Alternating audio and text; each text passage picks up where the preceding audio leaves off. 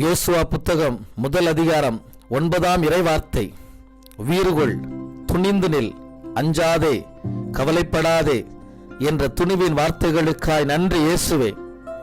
இயேசு இரட்சகரே, எதிர்காலம் குறித்த அச்சம், பயம், கலக்கம், கவலை, கண்ணீர் அனைத்திலிருந்தும் இன்று ஒரு விடுதலையை மக்கள் காண பண்ணுவீராக.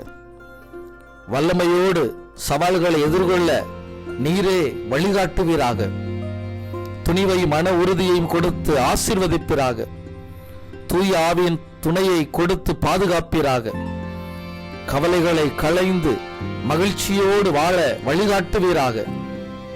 உமது வல்லமையை பெற்றுக்கொண்டு வாழ்வின் எதிர் சவால்களை சந்தித்து உம்மையே நம்பி எல்லா காரியத்திலும் நிறைவை காண பண்ணுவீராக.